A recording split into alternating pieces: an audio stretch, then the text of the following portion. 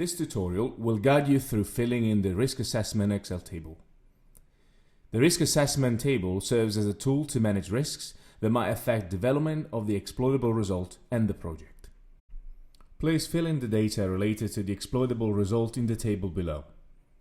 Here you can find the name of the result, description, and the lead partner who is responsible for filling the data.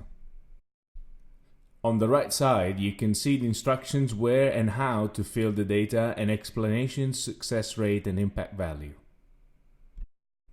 The risks are already identified.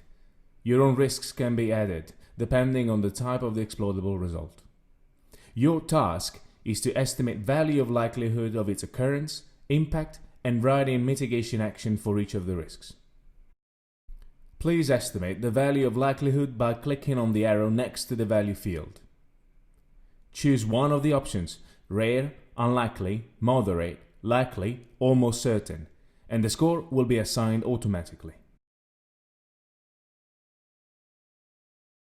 The next task is to estimate impact of this risk on the result and the project. Again, you can choose from several values: insignificant, minor, moderate, major, catastrophic. The score will be assigned automatically. Please write down the mitigation action needed to solve or prevent the risk. In this field, you cannot choose from prescribed options. You must write the mitigation action yourself. To help you, possible mitigation actions are shown on the right side. Please do not copy these mitigation actions as they might not be relevant to your result. Finally, please choose the expected success rate of the mitigation action you have written in the previous field. 1 meaning the lowest success rate and 10 meaning the highest.